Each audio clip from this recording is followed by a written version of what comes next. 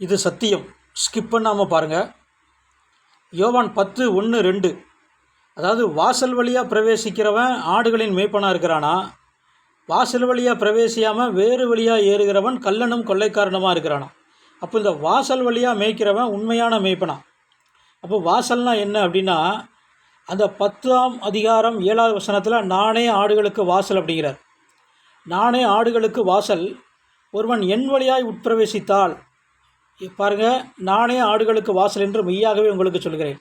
அப்போது இயேசு தான் வாசலாம். அதாவது இயேசுவுடைய உபதேசத்தின் வழியாக நம்மளை நடத்தி கொண்டு போகிற மேய்ப்பன் உண்மையான மேய்ப்பனா. அதுக்கு அடுத்த வசனத்தில் பாருங்கள், நானே வாசல், என் வழியாய் ஒருவன் உட்பிரவேசித்தால் அவன் ரட்சிக்கப்படுவான்.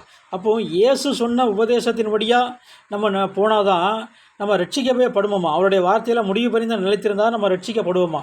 அப்படி முடிவு பறிந்த நிலைத்திருந்தால் அவன் உள்ளும் புறமும் சென்று மேய்ச்சலை கண்டடைவான். அப்படின்னா அவன் சரீர பிரகாரமாகவும் ஆவிக்குரிய பிரகாரமாகவும் பலனடைந்து மேய்ச்சலை கண்டடைவானா, பரலோக ராஜ்யத்தை சென்றடைவான் அப்படின்னு அர்த்தம்.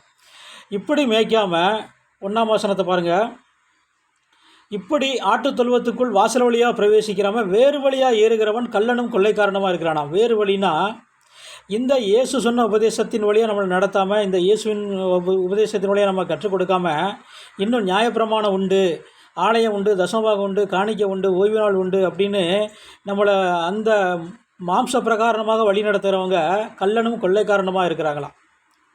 ஏன்னா உபாகமம் 18:18 சொல்லப்பட்ட அந்த தீர்க்க தரிசனம் நிறைவேறுது. அப்படி வந்த அந்த தீர்க்க தரிசி இயேசு, அவருடைய வார்த்தைக்கு கீழ்ப்படிஞ்சாதான் ஜீவன்னு வசனம் தெளிவாக சொல்லுது. உபாகமம் 18:18 சொல்லப்பட்ட தீர்க்க தரிசனம் நிறைவேறுது. இயேசு நியாயப்பிரமாணத்தின் முடிவாக இருக்கிறார்னு வசனம் சொல்லுது.